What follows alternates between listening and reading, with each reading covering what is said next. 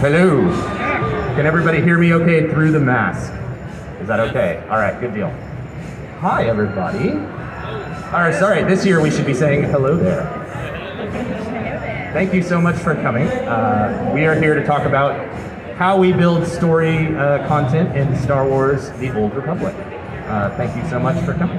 I'm Charles Boyd. I'm the creative director for Star Wars: The Old Republic, and I am joined by fabulous...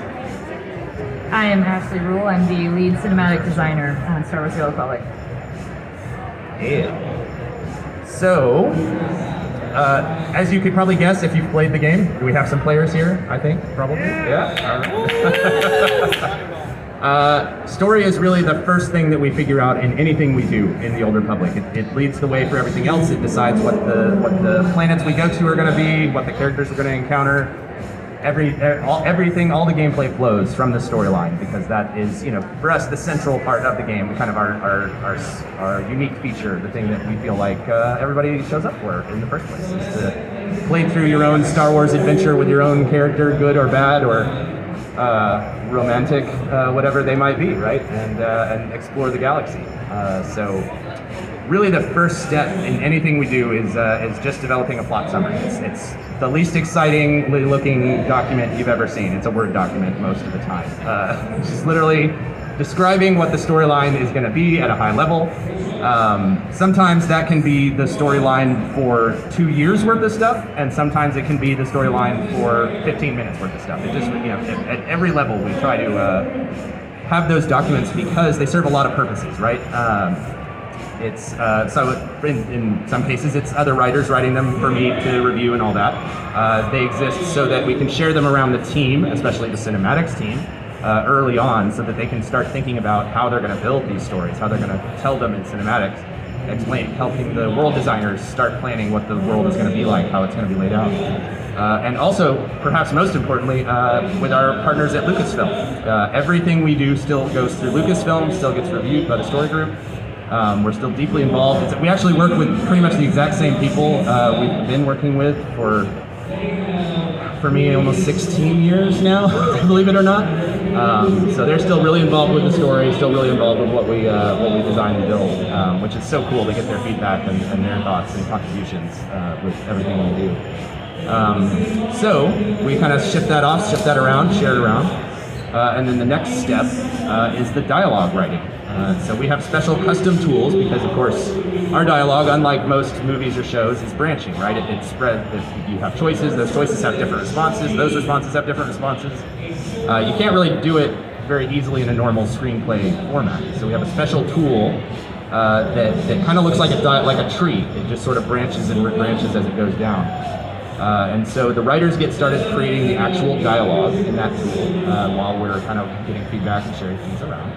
And that goes through a whole lot of reviews and feedback and iteration and stuff, as you'd expect. Sometimes, most of the time, it's one writer writes a whole story sequence. It's rare that more than one writer contributes to a single scene. So, for example, on Manon recently in Legacy of the Sith, one writer did the entire Empire storyline, one writer did the entire Republic storyline. On Elam, I actually wrote most of the storyline and dialogue on Elam for both sides. So we try to have one writer kind of own the whole experience, and it's similar for the cinematics team, which Ashley will talk about in a second. Because I feel like that really gives it a continuous voice, gives it a continuous, a consistent tone and feel. And it's important for creative people to have that sense of ownership, to have that sense of contribution to their own work, right? It's hard to all be throwing your own minds into the same thing. We did it once or twice, and I promise it's none of the quests any of you like. None of those turn out well. So it's always important to have that creative vision that's consistent for each individual piece. And then where it becomes my job is making sure that all of those creative visions add together into one cohesive creative experience. So once the dialogue is written, that also goes to Lucasfilm for review and feedback and thoughts. It is also then submitted to our friends in Spain, who translate it into French and German, every single line. And then from that, we do generate actual screenplay format things, which are very hard to read, as you can imagine. So I actually sit in on a lot of the voice acting sessions, which is the next step, right? We ship it out for recording, which we do in Los Angeles, New York, London, Vancouver sometimes. We joke that wherever an actor is, we will find them and we will record them. I think we've got to be over 1,000 actors, I think, at this point. It's a crazy thing. But anyway, so as the dialogue recording is happening, the cinematics work can kind of start. Do you want to talk a little about that, and then if I think of the next step after that, I'll jump right in. All right. Yeah. So even when we get the story prompts, when we start to get the scenes, and before before the VO is even in the game, I'm going through all the scenes and checking basically asset lists. I'm like, okay, we want to build this giant fish coming out of the ocean. What kind of assets do we need for this to make it feasible? Does it fit in the budget? Does it fit in our schedule? So we're going through every single scene, seeing which characters are there, which locations we need, if we need any extra visual effects or special animations, that kind of thing. But once we have a better understanding of what all the scenes are, the cinematics team all sits down and we talk about visual tone.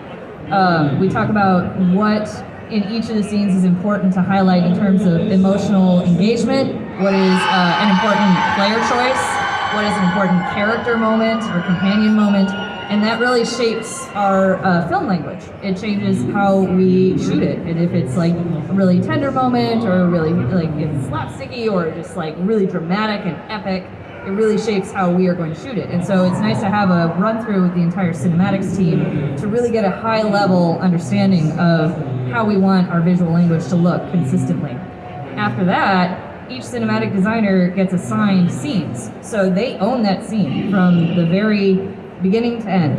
And so we definitely have a tone guide, but the execution of it is very much up to our cinematic team, or each individual cinematic designer.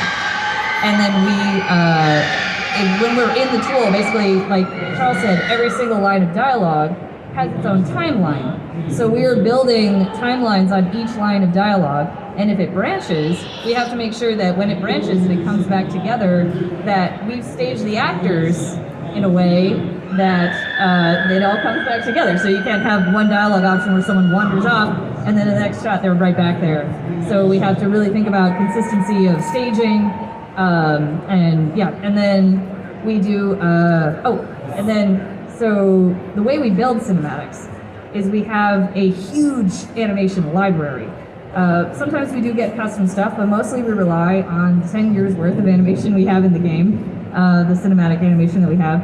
And each cinematic designer is both staging the actors and animating them by choosing gestures and walks and head turns. Everything in this trailer is just animations that we have in our library that we use to construct the scenes.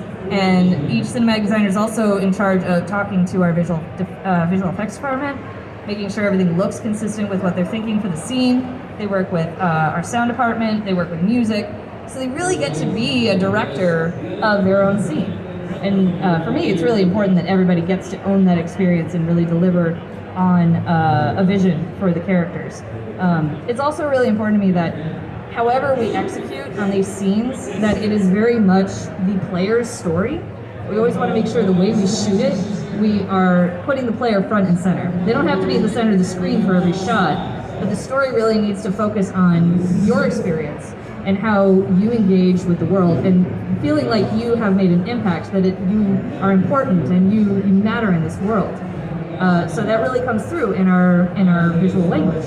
And then after that, we do a lot of reviews. We do reviews with the narrative team, cinematics team, VFX team. Everybody just comes in, throws in their 2 cents, because getting fresh eyes on a scene that you've looked at for 3 weeks is so helpful. Because then if it's like, oh, I don't understand why this character came from this way, or oh, that doesn't really feel right for this character, let's try a different gesture. It's really nice to have that feedback and just have that really collaborative feel that everybody's coming together to make the same thing. And ultimately, it's really fun to eventually just get all of our scenes done, and then when we ship, getting to watch all of y'all play online and see your reactions to it, because that honestly is one of my favorite parts, is seeing people react to the scenes that we've created, what dialogue choices you make, what your reactions are to certain dramatic moments or characters or who you romance, and it just warms our hearts. We love to see that experience, and yeah. Another really interesting thing about the cinematics is that a lot of it really depends on that voiceover line itself existing. That's kind of what our tools are based around. So y'all are able to do some scene work and things without the voiceover, especially like beginning of Legacy of the Sith, right? Like the big space scenes that you built, which were fantastic. Ashley did all those awesome space battles at the beginning. And if you liked seeing your player ship in that scene, that's because Ashley went way above and beyond to make that happen. Yeah. So. But otherwise, it really depends, because, like you're saying, y'all are picking all these animations and gestures and stuff because you need the voiceover there to get the timing, and it becomes essential, especially with 16 voices for potentially for one line, right? If it's a player line that every player has, that's 16 people talking in English, and then another 16 in French and another 16 in German. So y'all, to get that timing right. Yeah, and for me, coming from an animation background, listening to the voice actors and their performance of the line is so important to me, because I really want to create, basically I create two timelines in my head. We have what the person is saying and how they're behaving. It's two different things that they're, either verbally saying or physically saying. And so getting that performance, listening to the voice lines and trying to really imagine how I capture that essence of that character, and make sure that every gesture that the character does is very true to who they are. Like Zenith acts very different than Kira does, making sure that each of these characters feels very unique to their personalities. Yeah, so it's just that easy. Ashley, you've been working on Star Wars: The Old Republic since about Knights of the Fallen Empire. Is there any cinematics that you're really proud of, or your favorite that you worked on? Yeah, so it's funny because I actually worked on the game at launch. It was my first job in the industry, working on a couple of the planets, and so it's funny. Like I was on SWTOR, left, went to other companies, came back for Coffee Kotet, left again, came back for Echoes of Oblivion. I think specifically from like Coffee or just anything. Oh, okay. Gosh, I just love the really big, epic scenes. Just that I love the drama of it. I feel like there's not a lot of properties where you can just go ham. And the end of Echoes of Oblivion with the Three Emperors was probably one of my favorites. Just because it was the most dramatic thing that I could think of to make visually. I think that scene had about like 4 lines in it, and you were just like, just make something. I'm like, cool. And I just like came up with this like, there was like, mention of the ghosts and stuff like that, but I was like, okay, how are we gonna do this? So I worked really closely with the visual effects team to really capture a look for everything. That was one of my favorites, and I want to say one more. The reunion with Malavai Quinn on Iokath is probably one of my favorites too, just because it's very in the romance sense, because I have a soft spot for Quinn, and I was listening to the Jane Eyre soundtrack on loop while I was building that scene, because I just needed it to be this like longing sort of scene. And I'm so glad I get to make that stuff. I get to make these big, bombastic action scenes. I get to make the really dramatic Force ghost scenes, and I get to do lots of love and affection scenes. We actually had the pleasure of hanging out with Darren DePaul earlier today, who is the voice of Valkorion and of course General Dayrun. We got to laugh about Ashley killing him off twice. Yeah, I did the scene at the end of Kotet and the scene at the end of Echoes of Oblivion, so, and both times it broke my heart. I was like, no, I can't, I don't want to do this. But yeah, it was very fun to get to do that twice. But yeah, we were so we had enjoyed working with Ashley so much that we just kept trying to lure her back over and over again, and so I'm really glad you're here again. Thank you all so much for coming. Oh my gosh. Hanging out at the end here, you gave up the end of celebration to be here with us. Thank you so much. I hope everybody's had a wonderful show. Yeah, this is my first celebration, so I'm really happy to meet all of you, and yeah, get to be part of the team, and yeah, get to celebrate the game that we all love. Help yourselves. Thank you so much.